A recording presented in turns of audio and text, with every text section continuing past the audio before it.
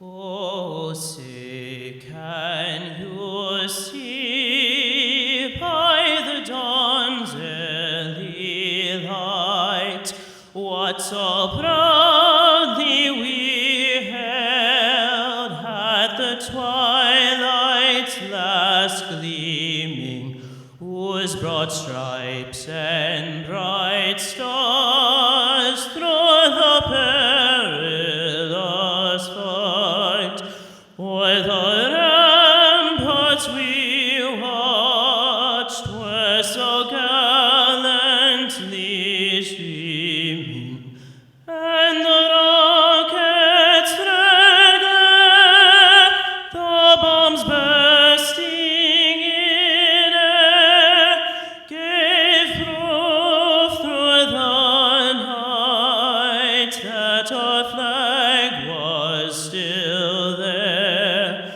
Oh, say, does that star-spangled banner yet wave o'er the land of the free and the home of the brave?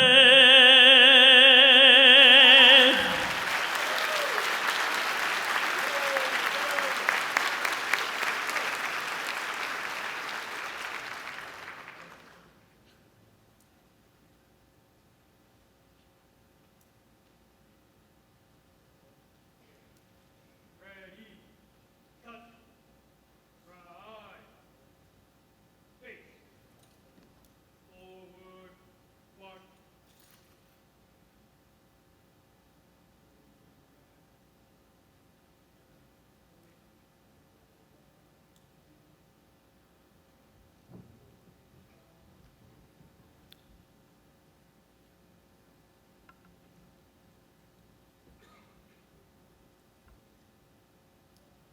You may be seated.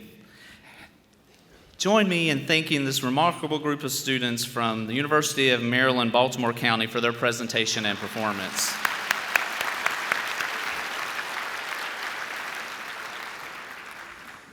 For those of you who have attended this conference in the past, I'm sure you've noticed many changes in our program, ranging from the table talk sessions, flash talks, industry tours, and even our mobile app. But we would be remiss if we did not address one of the largest changes, the name of the conference itself. Since our first staff development conference in Atlanta, Georgia in 1987, High Schools That Work founded by Gene Bottoms, SREB's former Vice President of School Improvement, has been the initiative that helped make SREB's school improvement services well known as they are today. High Schools That Work became associated with other great initiatives at SREB, including Making Middle Grades Work, Technology Centers That Work, Advanced Career, and many other programs and services. More than 1,600 high schools, middle grade schools, and technology centers in 30-plus states and the District of Columbia have been part of this larger network. As SREB's Office of School Improvement continues to impact schools and increase student achievement at every level of education, we thought it was important to choose a name that reflects our broader mission. Making Schools Work highlights the fact that it takes teachers, faculty, and staff from across K-12 and post-secondary working together to collect and use meaningful data to make a lasting impact on students. The Making Schools Work process employs a distributed leadership approach to school improvement, which teachers, counselors, and leaders engage in ongoing professional development, receive instructional coaching, implement research-based curricula, and come together to participate in special convenings like this conference.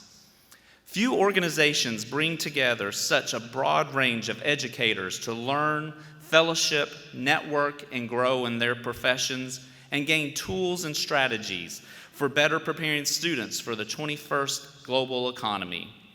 This week, approximately 2,675 participants from 42 states and the District of Columbia are participating in our College and Career Readiness Networking Conference and the Making Schools Work Conference. The state with the largest representation this year is South Carolina with 612 participants. Ohio comes in next with 334 attendees. And then there's Alabama with 252 attendees. I thank all of you for coming to this year's conferences. We're happy to recognize the delegation who traveled the farthest to attend the conference. Will the attendee from a high school in Lagos, Nigeria, in Africa, please stand? Back here. Thank you.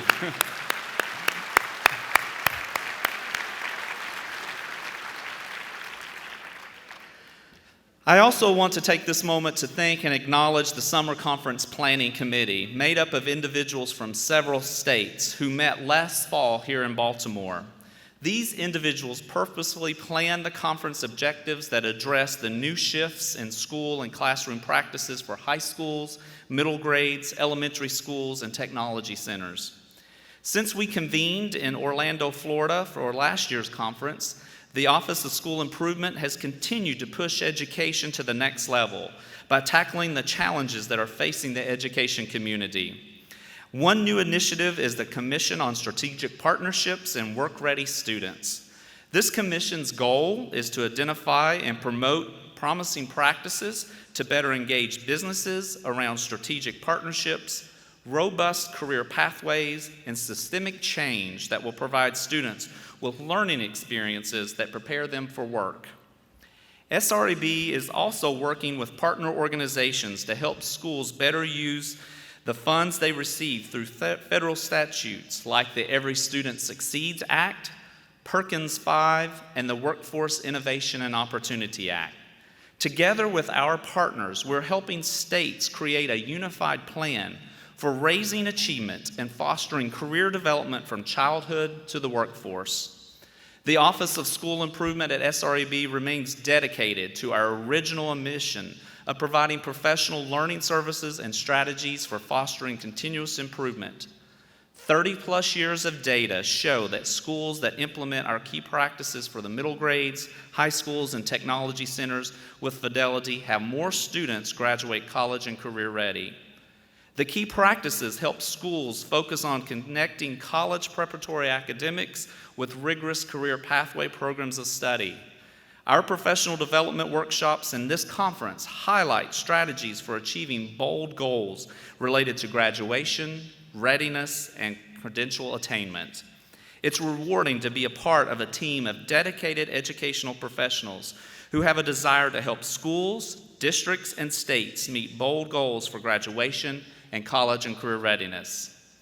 I'm also pleased that SREB is being led by someone who shares these goals. Dr. Stephen Pruitt marks his first year as the 6th president of the Southern Regional Education Board. During his career, Dr. Pruitt has developed strong expertise in education policy, assessment, and instruction at the local, state, and national levels.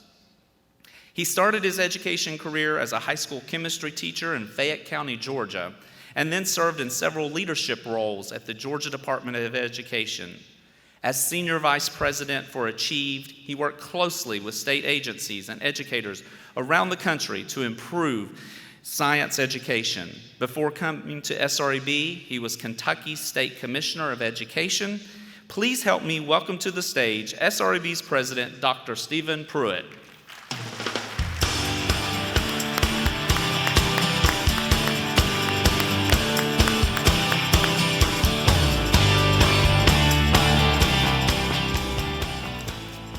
Thank you, Dale. Good afternoon. All right.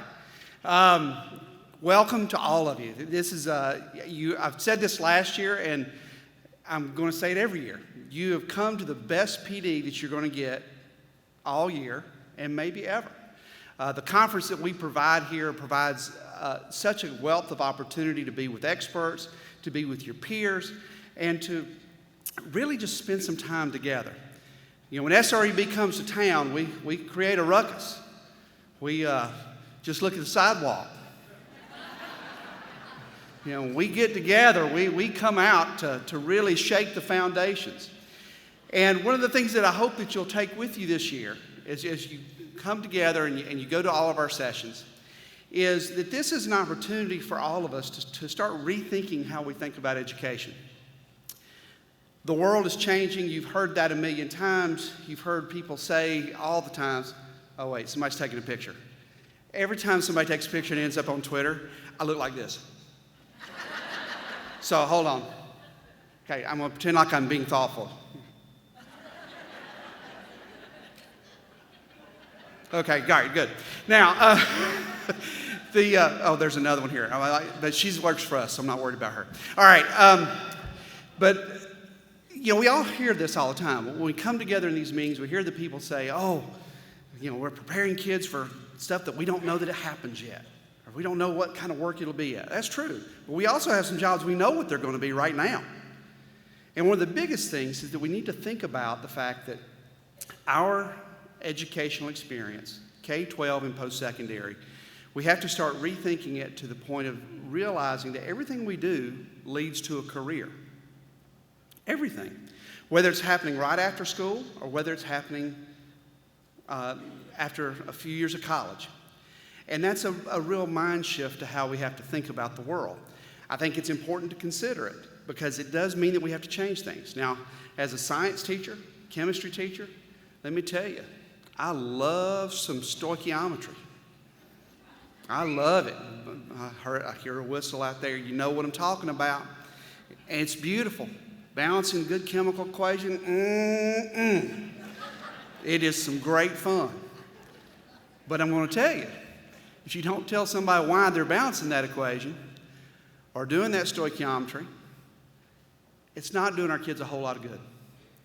So at SREB, I've just finished my first year, and we are really working on focus and working on getting our strategic plan together so that we can really help our states move forward. So I'd like to just quickly share with you a couple of things that we're working on and a little bit about our organization in general. You know, we were actually founded in 1948 after the Roosevelt Commission determined that the South was the biggest economic liability in the country. That's a little scary. And to be honest with you, that's still a possibility, or it still is a reality today, and the possibility of the fact that it may get worse. In fact, a report that we did recently, we showed that by 2030, if we don't radically change how we're approaching both K-12 and adult education, we may have 18 million unemployable adults in the workforce by 2030. And that doesn't count their students who may or may not be prepared to go to work as well. So we've got a big lift. We've got a big, heavy lift to really help not just the South, but the country. And you guys are a real big part of that. So I wanted to share with you just very quickly, as we were developing our strategic plan this year, we needed to take stock of who are we and what do we do. Well, how we work, there we go. We really do three big things at SREB. First of all, we analyze and publish. We take a look at the data, we take a look at the research, and we provide that to all of the folks around us. We convene and engage. So you guys are here today, and that's part of what we do. We bring people together to have those discussions and to really work on how to find the solutions. But we do it based on the things that we've analyzed and published. And the part that's most exciting, and I think the part that this conference really celebrates, is that we support action. Analyzing and publishing, convening and engaging is great. But you know what? I know a lot of people who wrote a lot of papers and got together and had a lot of great discussions, but didn't do anything. And a big part for what we're going to be committed to is supporting that action. Now, as we talked about it, the more we realized, actually, all those things are two-way arrows. They all fit together, and information from each of those go all the way around the circle and back. So who would SREB be? We are the group that's going to bring together research, analyze and publish it. We're going to convene and engage people, and then we're going to help support people to actually make the action to get it done. So as we continue to work together, you know, one of the bad things about the Apple Watch is it rings and it drives you crazy. You can't silence it. But we as an organization, we are committed to the social and economic vitality of the South. And it's going to take some time. It's going to take a lot of hard work. It's going to take realizing that we're not preparing kids for tests, but we're preparing them for life. It's going to be, we have to realize that there's a pretty scary statistic out there, that by 2030, for the first time, for every 47 working adults, we'll only have for every 53 dependents, we only have 47 working adults. That means for the first time, we have more people who are in Social Security and in the other end of childhood that are being supported by the minority of the population. If we don't do something soon, things are going to change, and not change for the better. What SREB is about is not just bringing you around here to talk about cool things or just to get you out of state. What we are about are the students. What we're about is bringing you together so that we can do a better job for them that can prepare them for a better life. So we are excited to have you here. We're excited for you to be a part of what we do. And so officially, we'd like to welcome you to the 2019 Making Schools Work Conference. And I look forward to hopefully meeting everybody that's here over the next few days. With that, I'd like to bring up Scott Warren, we're going to have a little fun now. We get to give out some stuff. He's going to tell you a little bit about the stuff.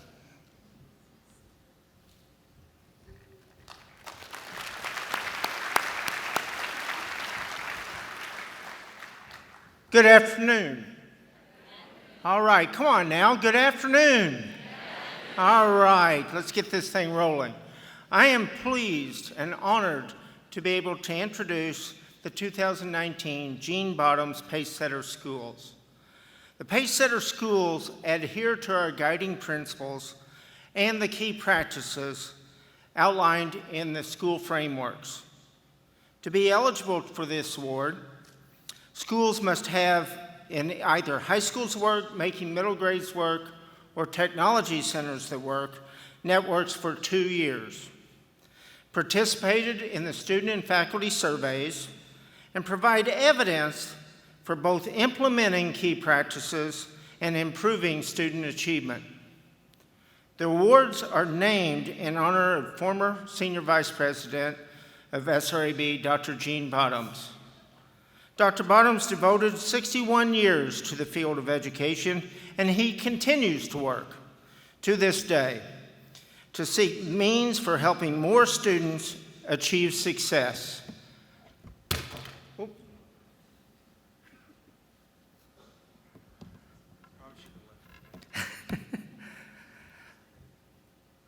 As the award recipients come to the stage, Dr. Pruitt and I will present them with certificate and banner. This year, we are excited to recognize 10 schools with the Gene Bottoms Pacesetter Award. Here to announce the award winners is Jasmine Jones, Pacesetter Coordinator.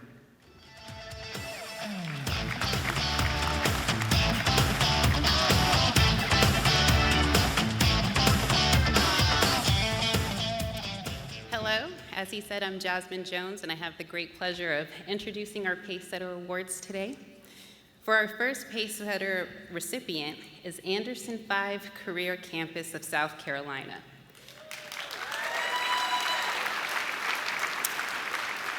Since implementing SREB's School Improvement Technology Centers that Work Design in 2013, Anderson 5 Career Campus has their program of study has increased their reading language scores from 65% to 89%, and their math scores from 58%, and this just in, 95%.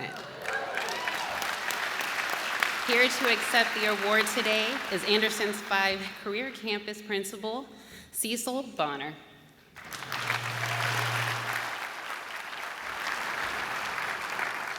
Our next award winner is Buckeye Valley Middle School of Delaware.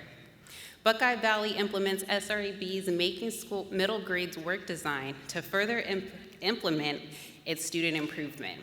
The middle school developed a new grading structure that uses points instead of percentages and weights, eliminated zeros, and allowed retakes within certain parameters, emphasized reading and writing across the curricula. As a result of these changes, students receiving Fs decreased from 8% to 2%, and student absences decreased by 33%. Accepting today's award is Principal of Buckeye Valley Middle School, Brian Baker.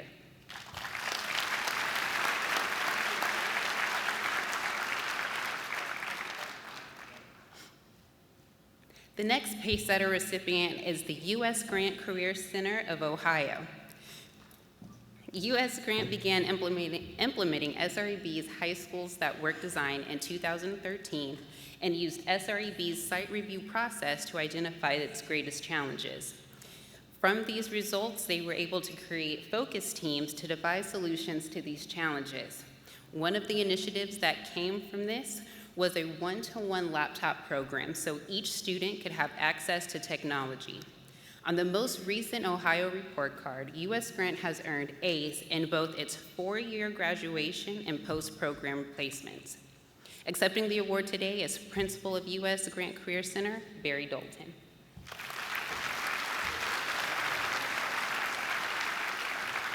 Receiving our next Pacesetter Award is the Mid-America Technology Center of Oklahoma.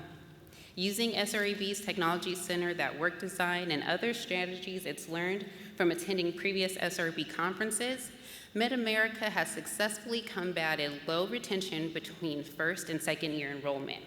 They now enroll students in classes based on their interests and not on a first-come, first-served basis. Accepting the award for Mid-America Technology is Program Director Malachi Blackston.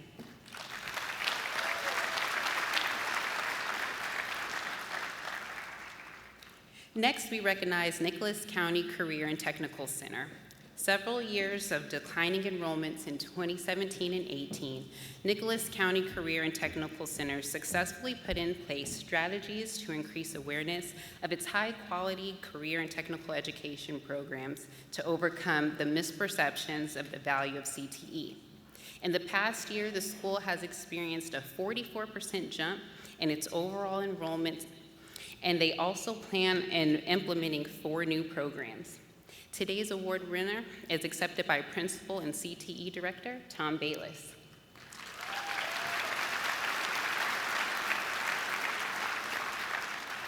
Our next recipient is 2-time Pacesetter Award winner, Northland Career Center of Missouri.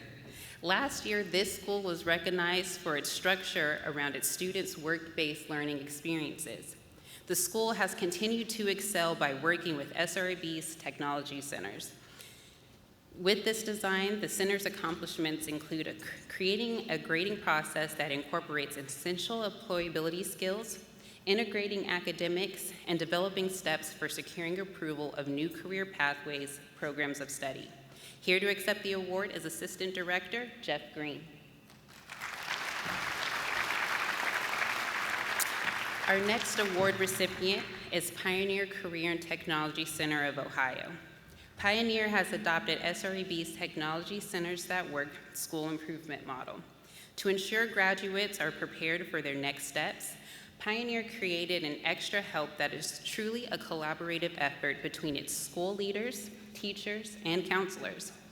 Through the Pioneer Success Center, teachers are available to tutor students throughout the day.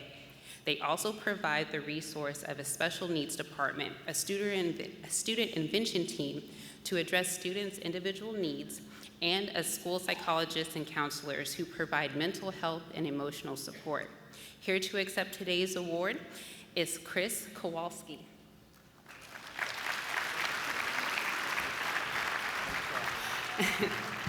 Our next award recipient is St. Mary's Middle School in Georgia.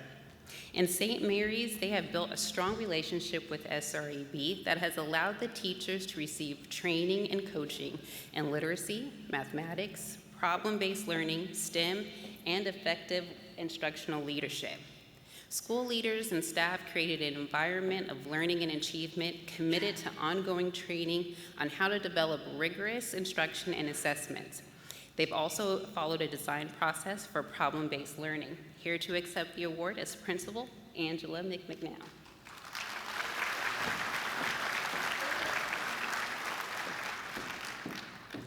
Our next award recipient is Steubenville High School of Ohio. Through its partnership with SREB, its students at the school have access to SREB's advanced career STEM pathways in aerospace engineering, health informatics, innovations in science and technology, and global logistics. Students may also enroll in business administrative services, information support, health sciences, engineering sciences, and interactive media courses. Currently, 450 students in grades 9th through 12th have participated in at least one career program. Here to accept the award is Principal Ted Gorman.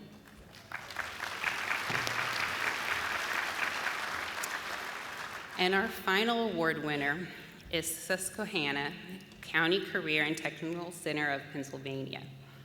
The Career Center used SREB's annual teacher-student surveys to identify strengths and challenges within its school. One of the challenges identified helped teachers put into place a system that identifies and helps at-risk students.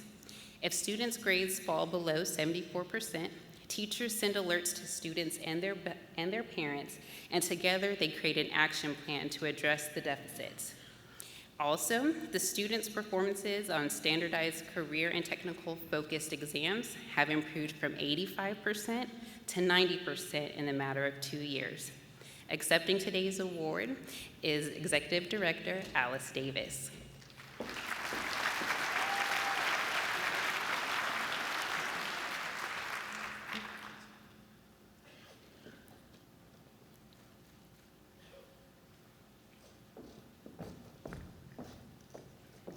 Congratulations to the 2019 Gene Bottoms Pacesetter Schools.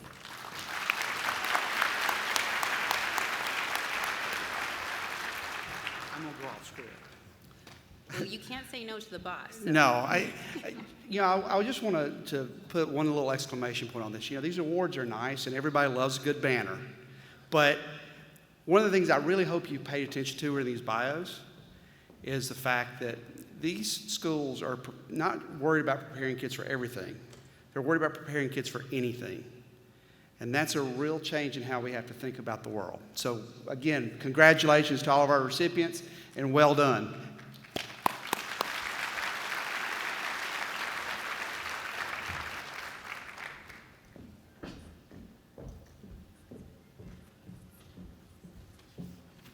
Ladies and gentlemen, I am Kirsten Sundell, and I'm the Director of Product Development and Communication in the Office of School Improvement at SREB. Welcome to my beautiful home state of Maryland. It is my great pleasure and honor to introduce our keynote speaker, Dr. Freeman Hrabowski III, President of the University of Maryland, Baltimore County. A native of Birmingham, Alabama, Hrabowski was just 12 when he marched in the Children's Crusade for Civil Rights with Dr. King, and he spent 5 terrifying nights in jail. His experiences as a youth leader in the civil rights movement were featured in Spike Lee's Academy Award-nominated documentary, 4 Little Girls, about the bombing of the 16th Street Baptist Church. Those experiences played a role in the development of his identity as an educator and as a leader, as described in one of his recent books, Holding Fast to Dreams, Empowering Youth from the Civil Rights Crusade to STEM Achievement. In 1988, as Vice Provost of the University of Maryland, Baltimore County, he and philanthropist Robert Meyerhoff co-founded the Meyerhoff Scholars Program, a groundbreaking initiative that has helped over 1,400 minority students pursue graduate degrees and careers in science and engineering. During his nearly 30-year tenure as president of UMBC, Dr. Hrabowski has nurtured an environment that empowers minority and low-income students to pursue degrees in the arts, humanities, and sciences. He was named by President Obama to chair the President's Advisory Commission on Educational Excellence for African Americans. I know you're as excited as I am to hear Dr. Hrabowski speak, so please join me in giving him a very warm welcome.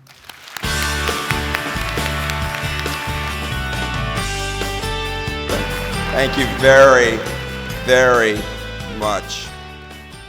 Good afternoon. Good afternoon again. I begin with poetry. William Carlos Williams once said that it's difficult to find news in poetry, and yet men and women die miserably because of a lack of what's found there. So I begin with words from the late and our beloved Maya Angelou, who looked into the face of this country and said, "Lift up your eyes upon this day, breaking for you. Give birth again to the dream. Women, children, men, take it, this dream, into the palms of your hands. Mold it into the image of your most public self.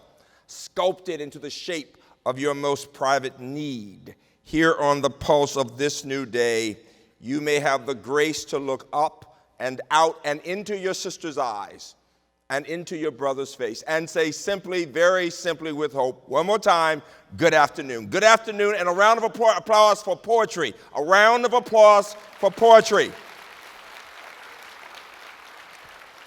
I accepted this invitation first because you're in our city in Baltimore. Welcome to Baltimore. Make sure you get a good crab cake. We are known for our crab cakes. And the lump crab cakes are really good. Remember that. But secondly, I wanted to do it because I am a very blessed son of the South. And I wanted to do it to say thank you to the Birmingham, Alabama public school system. Give that school system a round of applause for what they did for supporting me and my family. I am delighted that several of my colleagues in the room who are faculty members and staff members and people who work with our Sherman Scholars program for talented young people who are going to become math and science teachers in early childhood. And we've got our Sherman Center head here who focuses on opportunities for children using applied research and leadership development, teacher support, and family and community engagement. We're working with inner city schools in Baltimore, like Lakeland Elementary and others, developing teachers, preparing teachers, young people to become teachers. And I asked some of my colleagues, what do you think it's most important to say? I've got things to say, but what would you say? And I was very pleased with the message, because the message is an overriding theme. It is that we must support and encourage our teachers to appreciate the nobility of the work that they do, that we must encourage all of us as educators to probe students not just for the correct answer, as Dr. Pruitt was saying, but for that process, that rationale for arriving at an answer, that we must understand that students need to know how to probe for the evidence to support their claims and for multiple ways of solving problems. And fundamentally, that to improve educational outcomes, we must, number one, continue to think about what it means to have a student-centered approach, one that looks at developing solutions using students' strengths and their abilities and their dreams and their aspirations. Two, that we must continue to learn about best practices from the research on learning itself. And number three, if we're really going to improve education, we have to engage our communities and our families with our students and our teachers and others and other leaders in that process, that we're all in this together. So I posit to you today that the way we think about ourselves as a society, as a profession of education, the language that we use in describing ourselves, in interacting with each other, the values that we hold will be so important. We become like the things that we love. And so when we finish today, you're going to have a test. Get ready for this, all right? You're supposed to laugh, but you're not laughing. We get ready for a test. And in essence, it is to remember what I tell my students every day, that our thoughts become our words, become our actions, become our habits, become our character, becomes our destiny. We'll go over that at the end. You know, I am delighted to be talking to Southerners. I often tell people that Baltimore is what we call the Upper South, the Upper South. One day we think like Richmond, one day we think like Philadelphia. It depends on the issue. But I grew up in the Deep South. I'm very proud to be from Birmingham. And I know that Southerners appreciate stories. If I gave you a theory, you might go to sleep on me. But if I give you a story, how many of you are old enough to remember the movie Steel Magnolias? Remember that movie? And at one point, they're in the beauty parlor, and somebody's talking with great bravado and just bragging, and all the beauticians are looking at each other, and they're going, And the person leaves, and Dolly says, there's a story there. Well, every one of us has a story. Every student, every child has a story. We are really a product of those stories, and the stories from our childhood have shaped us to be the people we are today. You heard that I'm very blessed to be from a family of educators, and mom and daddy were teachers, and daddy left teaching to work in a steel mill, but he was still teaching in the steel mill and preparing young men to get their GEDs, and my mother was a teacher, but it goes before that. And my mama's story is one I've told so many times before. She grew up in a little town called Wetumpka, Alabama. It is outside of Montgomery. I grew up in the big city, Birmingham. And my mama said that when she was 12, she had a choice of either working in a hot cotton field or working in a wealthy home. What was to her a wealthy home? A white home. And she said the woman in the home was very kind to her and would say, Maggie, when you finish your work, you can go into the library and read. And mother would do just that. And she would get a book, and the woman would say, take the book home, and when you finish, bring it back, and we'll talk about it, and we'll get you to write something for me. And they began this ongoing dialogue. This was at a time when there were no libraries for children of color, public libraries for children of color, and quite frankly, in her own home, there was only one very special book, the Bible. And so what happened was mother would go home and start reading, and all of her girlfriends would say, Maggie, come on outside and play. And she said, no, I want to keep reading this book. And they would say, wait a minute, this is not school time. You read in school. And all of a sudden, she began to understand the growing distinction between herself and her girlfriends. And here is the distinction. And as a math teacher, I talk about this all the time. She said the more she read, the better a reader she became. And the more proficient a reader she became, the more she enjoyed the experience. And the more she enjoyed reading, the more reading she did. She'd observe her girlfriends, and when they had to read, and they'd be reading, and she could see their lips moving, and they'd have a frown, and finally they'd push the book aside, and they would say, that's not interesting. Well, nothing is interesting when it's painful. And she began to understand exactly what she wanted to do for the rest of her life, the work more noble than any other, to become a teacher. and she became a teacher of English and literature. And she would always quote people like Zora Neale Hurston in her book, Their Eyes Were Watching God. I get goosebumps thinking about it. She would be washing dishes, and I'm saying, Mama, why are you doing it? Why are you quoting? Now, when your mama leaves, you remember the things that she said. And she would say, ships at a distance have every man's wish on board. For some, they come in with the tide. For others, they sail forever on the horizon, never out of sight, never landing, until the watcher turns his head away in resignation. His dreams mocked to death by time. That is the life of men. And Mother would say, and women. And the point was this: two groups of people like you, people whose dreams in many ways have already been fulfilled. You are educated. You are helping other people's children. You're coming to a conference to learn how to be even more effective in working with other people's children because they trust you with their children. And then Hurston and my mother were talking about those people whose dreams are, in the words of Langston Hughes, forever deferred. And the difference between those like us with dreams fulfilled and those whose dreams, so many, seem to always be deferred: education.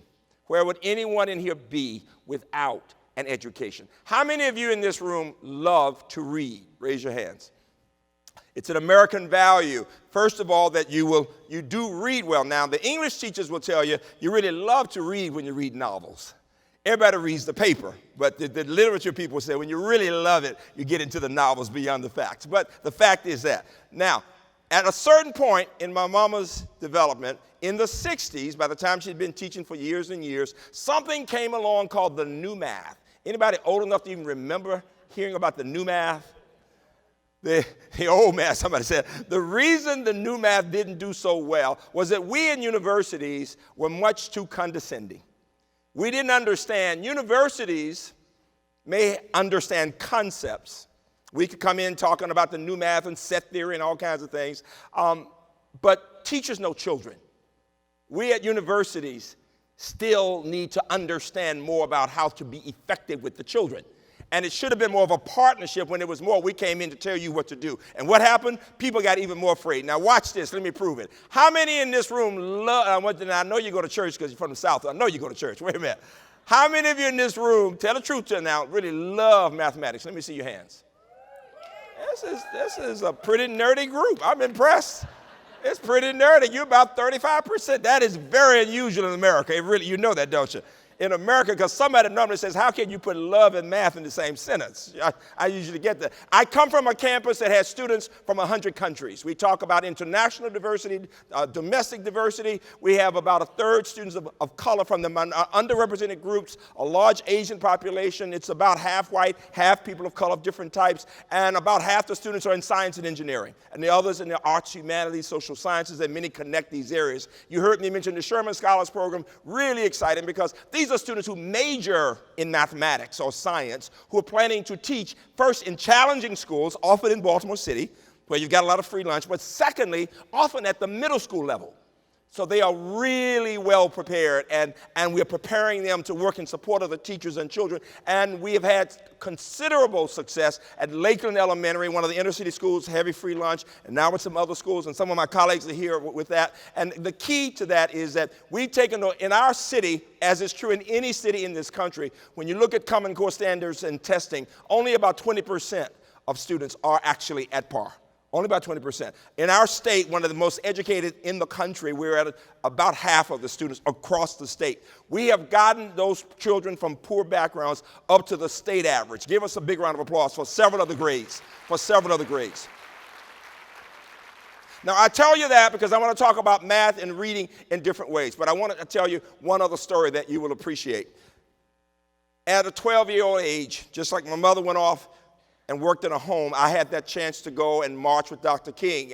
And what the experience taught me as we sat in that jail, in that really horrible experience, was that we cannot afford to let anyone else define who we are. We as teachers must teach our children not to let anyone else define who they are. A round of applause for helping our children to have a sense of self, to believe in themselves. And that experience led to other experiences, and before you know it, you had legislation, and the world changed dramatically. Let me prove it to you. I was telling this in Georgia at one point, and a CEO said, you know, when people think about civil rights, they think about maybe minorities, blacks, and women. He said, look at me. I'm a white guy. I have money. I am a CEO. I'm wealthy. You expect that I came from money. I did not. I grew up in a sharecropping family in Georgia. He said, but my mother saw the little Negro children going off to college in the late 60s and said, I want my children to go to college. And because of the inspiration coming from that Civil Rights and that Higher Education Act, I got an education. He said, so when you hear people talking about the 60s and civil rights, don't you dare think it's about one group. It's about all Americans. Give us a round of applause for about all Americans, helping all of us. Now, in the spirit of innovation, my campus is a public place that talks a lot about innovation.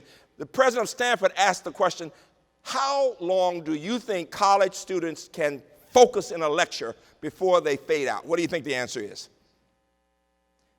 I heard 12, I heard 8 minutes, 10 minutes, I heard a few seconds from somebody, wow.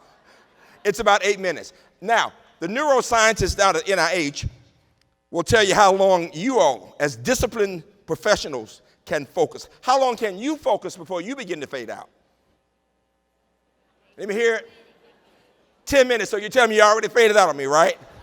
You already, see, and you are well prepared to fade out. Because, see, you can look at me like you're still listening when you're thinking about what you're going to eat tonight. I know. You just look, I know you've been thinking about a lot of things while I'm talking, right? So one of the things you got to do that we talk about on my campus and our Chemistry Discovery Center and our Digital Humanities and all these programs that we have is how to engage people along the way. So what I want to do as I'm talking for these last few minutes is to give you some engaging activities. For example, what percent of Americans do you think in 1965, when the Higher Education Act was passed, what percent of Americans do you think had graduated from college?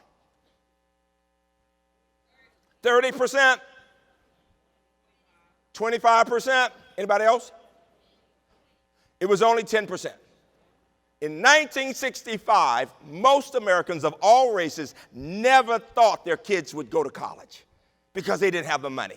We didn't have something called Pell Grant. We didn't have the loan programs and all those things. And if we broke it down, it was broken down into black and white. Let me prove it. How many of you old enough to remember black and white TV? Oh, you look good. You really do. You look good. Because my students would say, what do you mean, black and white TV? TV's always been in color. No, it was in black and white. Let me tell you, we were so excited when we got our color TV, I thought it meant colored people were going to be on the TV. Right? God put a little humor into these things. But that's just how far the world has come, right? So if it was 10% overall, what percent of whites, what percent of blacks do you think had a college degree? What percent of whites had a college degree in the 60s? What are we here? 60%? 17%? Anybody else? In the back, holler out something. Thank you. I want to make sure y'all wave your hands if you're all still with me in the back there. Thank you. I appreciate that. Thank you. I'm a math teacher. I got to make sure you're awake. All right? The fact is, only 11% of whites had a college degree, and about 3% of blacks. Today, what percent have a four-year degree? What do you think? What percent? What'd you say? Only 30% today of all Americans have a four-year degree, all right? If you put, and then for blacks, it's about 22%. What's the fastest growing group in our country? Hispanic. They're only 15%. Native Americans below that. Asians about 50%. Whites about 37%. Put it all together, I can tell you that today in America, across the country, 2/3 of families have never had anyone graduate from college. Now, when I say that to most of my friends of all races, they go, Freeman, that couldn't be true. Everybody I know has a college degree. Duh. Right? Teachers know teachers. Lawyers know lawyers. Plumbers who do pretty well know plumbers. Right? Most people have not had those benefits. And today, when we talk about college readiness, it is important not to talk just about a four-year degree, but other post-secondary opportunities. Because I can say this at a research campus with a lot of liberal arts, with a true believer in the humanities and social sciences, every child doesn't want that pathway.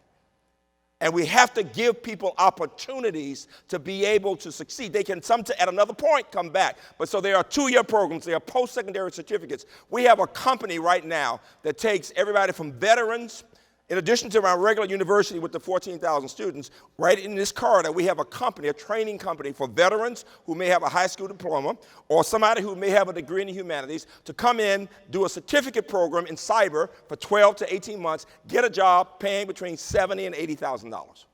So there are all kinds of opportunities beyond. Now, but with all that training, whether it's in cyber or in mechanics, you still have to know how to read. You still have to know how to think. You still have to know basic math. All those things are still important. But the key for you is this. You are preparing students to think about this notion of how do we get ready for the next level beyond. It's not enough to say we graduated and they've gone on. The question is, wherever they went, to a 2-year, to a 4-year, to a certificate, did they complete it? Did they succeed? I would challenge you to know what happens to those students. Too often I go to places and I hear 95% college going rate. Well, that doesn't tell me anything. What percent of the students who start in remedial math do you think graduate from a four-year college in 6 years? What percent of those who have to take remedial math first? What do you think? It's 10%. And unfortunately, well over half of minorities, and 35-40% of students in general, start in remedial. And what is developmental math, remedial math? We're talking about 6th and 7th grade math.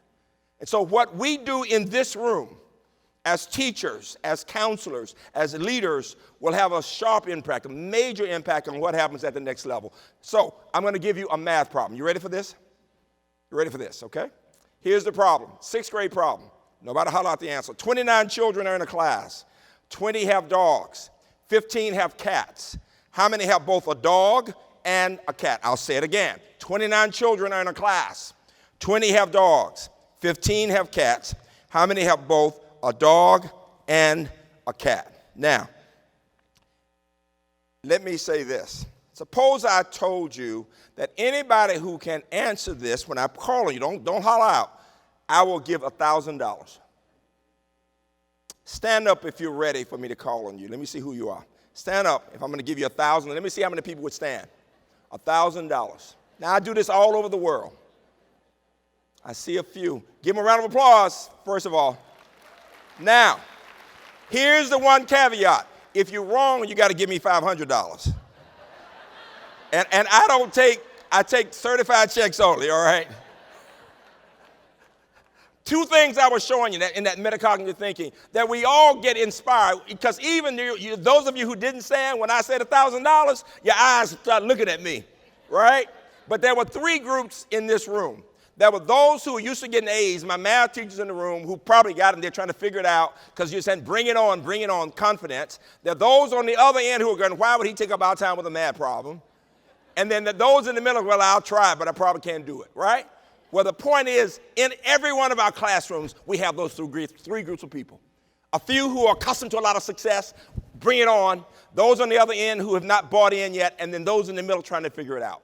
And the challenge that we face is, of course, to inspire those who are already there, but it is to pull those other groups along in a different way. You know, if you want to know where we are as a country, as I look at what happens around the world with international math and science, there's one group of students in the world who always will say, when they graduate, when they finish the international math test, they will say, we've got this.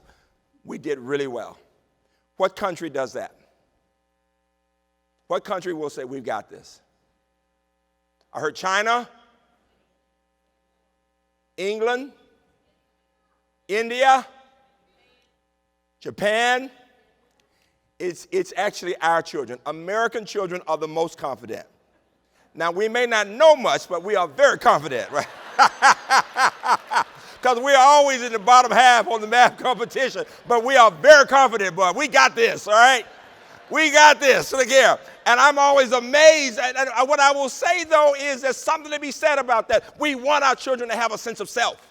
We want them to believe in themselves. We want them to know something, too, yeah, and we got to keep working on that. But if you look at Paul Tough's work and the work, people from self-regulation to looking at all the qualities beyond the math and reading, those are important, giving those children that sense of self to believe in themselves. And then grit. The word I want you to remember is grit. If you get a chance to come to my campus, by the way, I promised my students I would tell you this. Mine is a nerdy campus, leading producer of talent for the National Security Agency. A lot of our high school kids can get security clearances when they're 15, 16, and 17. coming working with us in cybersecurity, right up and down the Baltimore, Washington corridor of all races. And this is what I want you to know. So we have a nerdy campus where math rocks on the one hand, but where we study Beckett and we love serious theater. But here's the key. 2 years ago, we made history, and I promised my students that I would always say this. We were the first #1 seed in basketball to ever, number 16 seed, to beat the #1 UVA. Give UMBC a round of applause for that. It was a big deal. Big deal. And 2 of those students had 4.0s. But the most important thing I can tell you is this. My students can read, well, my basketball players can read well, and they get good jobs. Give me a big round of applause for that. That our values matter. Sports are great, but we want them to know how to read and to think and to do those kinds of things. How many of you in this room are between the ages of 55 and older? Let me see your hands. You are, if you're an American, you are first or second in the world when looking at level of education. How many of you are between 45 and mid-50s? You are second in the world, right behind Norway. How many of you in the country are between 35 and 44? You are fifth in the world. Now, if you are between 25 and 34, I want you to stand because you're so proud. I know you are. You're so young. Let me see you. Stand up. All those between 25 and 34. First, let's give the young people a round of hand, round of applause. Now, let me just tell you this. I got good news and bad. Which one you want first? Bad news is you're not as smart as we are. I hate to tell you. I love saying that. But the good news is, the rest of us, we are so jealous. We wish we were your age. Wait a minute. We really would. But give them another round of applause for being young and being here. It's very important. But I tell you that because the deal is this. Every country has watched what we've done in America, and they send more and more people to college. The difference is more than half of our kids don't make it. In 2-year and 4-year programs, they go, but they don't succeed. Our challenge is to help children to have that sense of self, that lust for learning, and a quality I want to give you, which is called grit. If you come to my campus, which is only right outside the city, right at the airport, BWI Airport, come by, 600 acres, you will see a dog there. His name is True Grit. He's our mascot. It's a statue. You rub his nose before you take your finals. You got it? And we say that UMBC is the house of grit. You know, I want you to think about that word of hard work, of resilience, of perseverance, of never, never, never giving up. What we say, it's not about who's smart. No. It is about who's willing to put in the effort. The reason so many of my students do so well is so many have a parent from another country. They come here and they appreciate this country. And my God, look at all the advantages. And they work so hard. So our challenge is to inspire those kids while we inspire the children in the city who may not have had the kind of support that they need. You know, I want to close with a story about that little girl who learned to read in Wetumpka, Alabama, and went on and became a teacher of English. And then she became a teacher of math. And what she learned when she went back was that her language skills allowed her to be facile with word problems. That we don't discuss chemistry or physics or medicine or engineering in numbers, it's in words. And so she could use what she knew about language to help teachers and children learn how to solve word problems because relationships among the words, looking at the context. And she did that for 40 years. And at the end of her life, my wife had convinced her to move from Birmingham to leave her church. You know, it's hard to get people to leave their church, to come to Baltimore. And all of a sudden, we realized that this brilliant woman who could quote Zora Neale Hurston and Emily Dickinson, tell the truth but tell it slant. All of a sudden, we realized she was hiding a very deep, dark secret that she had developed, dementia. She had just developed an approach that had humor and that wouldn't allow you to realize what she didn't know. And I'm an only child, and we had realized that she did have dementia, even though if you just met her, you thought she was just fine.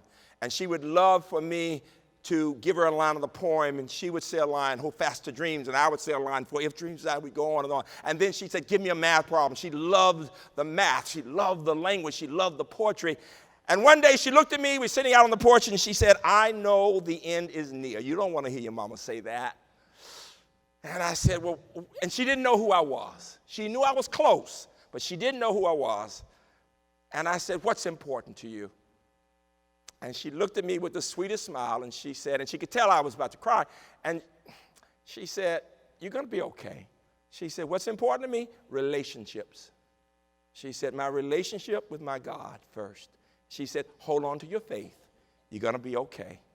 And then she said, my relationship with my husband, he's a wonderful man. She'd forgotten Daddy had died 20 years before, but I learned you don't remind them. You don't do it, just let it keep going. And then she shocked me. She looked me right in my face and she said, you know, I have a son. And all of a sudden I'm thinking, this woman had a kid when she's a teenager, never told me about it. And now she's going to drop this bomb on me and die. And I'm thinking like my students, TMI, too much information. If I had a brother and I'm at this age, I don't want a brother. Don't you do me like this. I'm looking evil. And she looked at me with that same sweet eyes. She said, he's a college president. Thank God she was talking about me, all right? But then I give you the gift that she gave to me. She said, teachers touch eternity through their students. Whatever I had to give, my lust for learning, my belief in my children, I gave them that sense that they belong to God and they are somebody. And I can live through those children. My relationships with my students. Teachers touch eternity through their students. There is your legacy, each of you in this room. Whether you're in the classroom, working with young people, all of us are teachers. I challenge you to watch your thoughts. They become your words. Watch your words. They become your actions. Watch your actions. They become your habits. Watch your habits. They become your character. I tell my students, your character has everything to do with who you are when you think your mama can't see you. What will you do? So thoughts become words. Words become actions. Actions become habits. Habits become character. Watch your character. It becomes your destiny. SREB, you are so special. Teachers, and you can be even better. God bless you all. Thank you.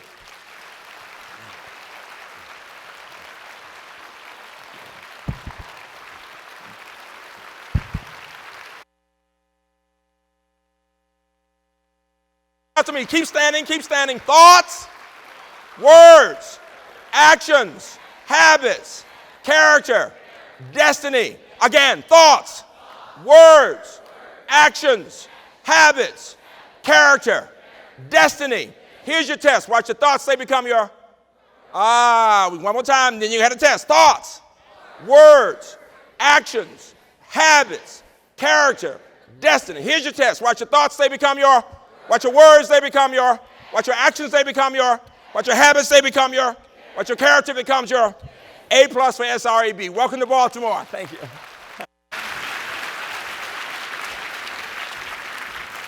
Thank you, Dr. Hrabowski. We appreciate the insight that you've shared.